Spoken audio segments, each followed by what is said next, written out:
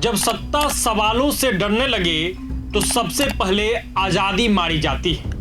वो कोई आम रात नहीं थी। 25 जून 1975 की वो रात जब भारत सो रहा था, तब लोकतंत्र की नींव हिला दी गई। एक रेडियो अनाउंसमेंट ने पूरा देश चौंका दिया।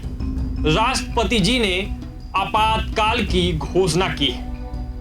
कहते हैं कि कुछ फैसले सत्ता बचाने के लिए होते हैं, लेकिन कीमत चुकानी पड़ती है पूरी एक पीढ़ी को। नमस्कार, मैं हूं आदर्श। प्रभात खबर देख रहे हैं आप।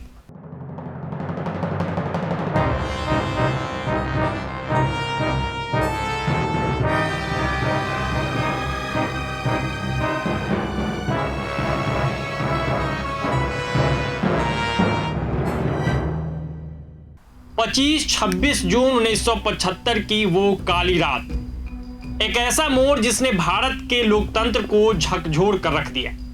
इसी रात रेडियो पर एक ऐलान हुआ जिसने देश की रूह तक को हिला दिया।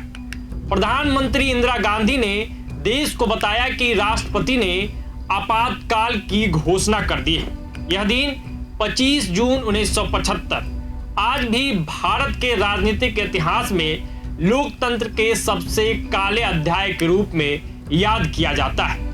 49 साल पहले इसी दिन देश में संविधान के अनुच्छेद 352 के आधार पर इमरजेंसी लागू कर दी गई थी। तत्कालीन राष्ट्रपति फखरुद्दीन अली अहमद ने प्रधानमंत्री इंदिरा गांधी के सिफारिश पर आधी रात को दस्तखत कर दिए और अगली सुबह देशवासियों ने इंदिरा गांधी की आवाज में वो ऐलान सुना। भाइयों और बहनों, राष्ट्रपति जी ने आपातकाल की घोषणा की है। घबराने की कोई जरूरत नहीं है, लेकिन असल में घबराने की बहुत सी वजह थी। देश के नागरिकों के सारे मौलिक अधिकार एक झटके में छीन लिए गए थे। न सिर्फ बोलने का हक छीना गया, बल्कि लोगों के पास जीने का अधिकार भी नहीं रह गया था। विपक्षी नेताओं की गिरफ्तारियों का दौर शुरू हो चुका था। जयप्रकाश नारायण, लाल कृष्ण आडवाणी, अटल बिहारी वाजपेयी, जॉर्ज जैसे दिग्गजों को जेल में डाल दिया गया। जेलें भर गई, लेकिन गिरफ्तारियों का सिलसिला नहीं रुका। प्रेस पर सेंसरशिप थोप दी गई। हर अखबार में एक सेंसर अधिकारी बैठा होता जो ये तय करता क्या छप सकता है और क्या नहीं। सरकार के खिलाफ लिखना तो दूर, सोचने तक की आजादी नहीं बची थी। ये सब तब जाकर थमा जब 23 जनवरी 1977 को मार्च में चुनाव की घोषणा कर दी गई। अब ये समझिए कि इसकी पृष्ठभूमि क्या थी। तो इंदिरा गांधी और न्यायपालिका के बीच टकराव पहले से चल रहा था।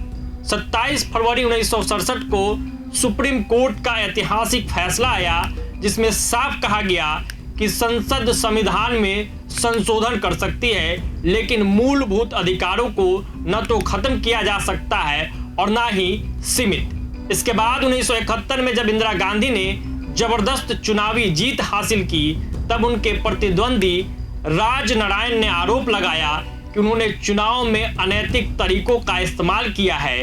अदालत ने इंदिरा गांधी के चुनाव को अवैध ठहरा दिया और यहीं से गुस्से में आकर इंदिरा ने इमरजेंसी लगाने का रास्ता चुन लिया। इतनी जल्दीबाजी थी कि उन्होंने कैबिनेट की बैठक तक नहीं बुलाई, सीधे राष्ट्रपति से दस्तखत करवा लिया और रातों रात भारत में लोकतंत्र ठहर गया। लोकतंत्र की गला घोट दी गई। तो ये कहानी इमरजेंसी की उस दौर की थी, जो अभी भी जब याद की जाती है तो लोगों का रूह कांप जाता है। कैसे लोगों की आज़ादी छीन ली गई थी, कैसे जेलें भर दी गई थी और कैसे जिस आज़ाद देश की बात होती है उसमें लोकतंत्र की गला घोट दी गई थी। तो फिलहाल इस वीडियो में इतना ही। प्रभात खबर के डिजिटल प्लेटफॉर्म को देख रहे थे आप।